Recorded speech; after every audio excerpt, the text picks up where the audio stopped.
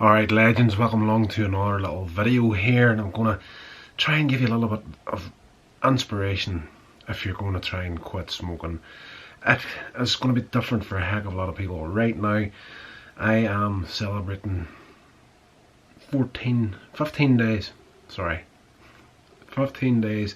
smoke free at the moment, and I'm doing pretty good. In all honesty, I'm doing slightly better. I don't want to scud the whole thing right here, but I'm doing slightly better than I was hoping that I'd be doing at this point, because I'm not technically finished the nicotine replacement therapy at this point. But I got into my last week of patches and I've got 6 of them left, and right now I haven't had a patch on for about 2 days.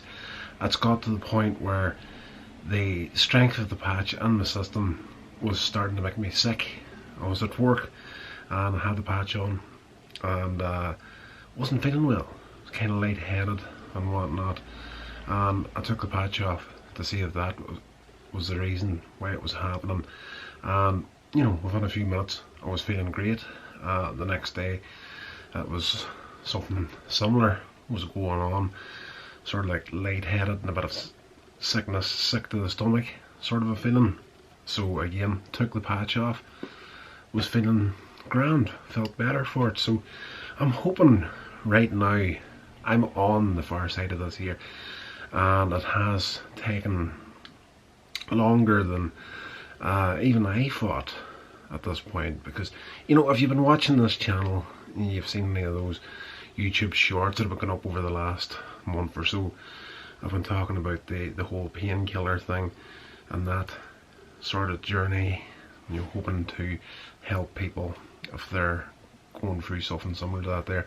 It took a full 1.5 years for my system to get to a point where it wasn't dependent on the painkillers coming into the system.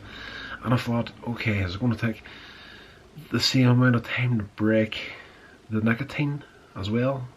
But I did realise that this time, this try at getting off the cigarettes has been just the latest in a long line of attempts that have been failures up to this point. And I have been working it out. I have been pretty much trying to get off nicotine since the New York trip, and that was way back at the start of 2020. So it's been a couple of years now that I've been doing this, trying, feeling, getting up, going again.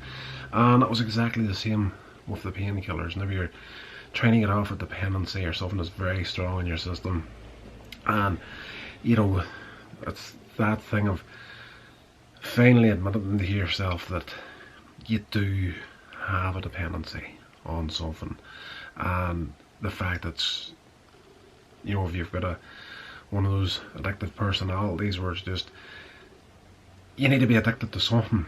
So this time I'm trying to take that energy from the cigarettes and put that into something else. That focus, cigarettes take up a hell of a lot of time, and that focus has to be refocused onto something else. So I'm really pressing into writing at the moment, and keeping up a podcast schedule, particularly the podcast schedule, because it's a lot easier than videos at this point. It's like getting up to do a video, you have to get your camera set up and your lighting, you have to actually get up and put something on. But with the podcast you can just jump in front of a microphone and start talking. So the podcasts are good for that middle of the night, can't sleep sort of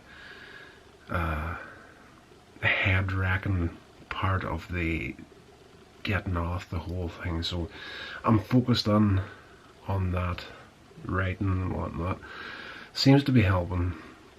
If the craving takes a hold and it's extremely strong, I'll jump in and try and do something a little bit more productive, and so far it's been working good. So It's really made it easier when I realised that, oh shit, this has been a couple of years I've been trying this, and it's actually made it a lot easier mentally on me, realising that the 1.5 years for painkillers, 2 years at this point for nicotine, it is what it is. It seems that there's a threshold for my body to set itself up to get something taken out of the equation.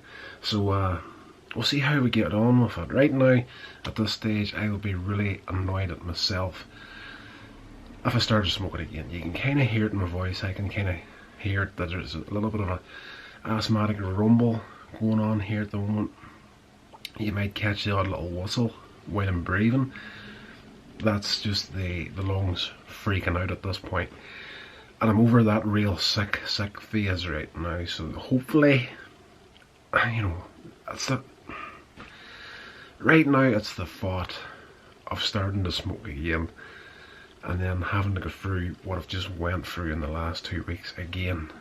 Just does not appeal to me at all. But I know for a fact that's one of those things that I'm going to be fighting, probably a lifelong battle at this point when it comes to nicotine.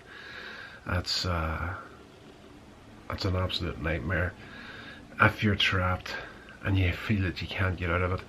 And I'm never going to be one of those people that will preach to somebody.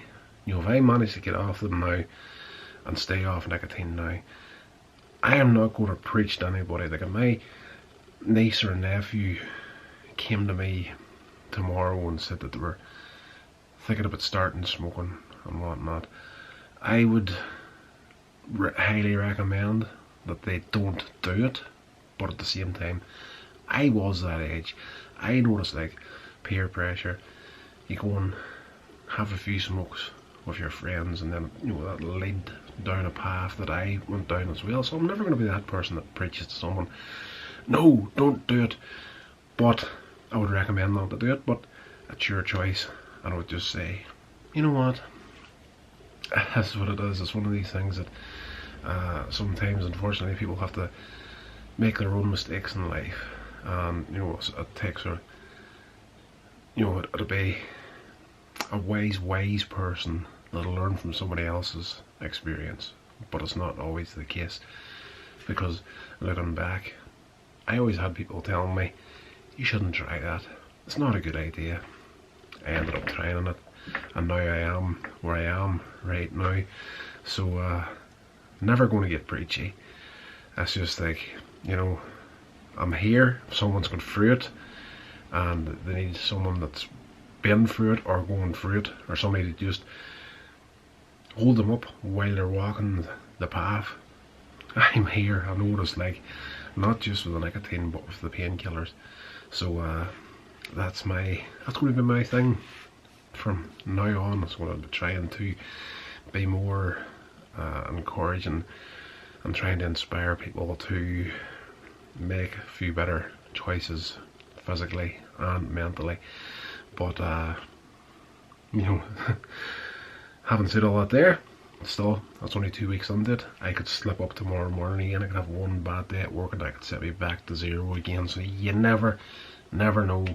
But for now, in this moment, I'm in a really good headspace, and hopefully I can stay there.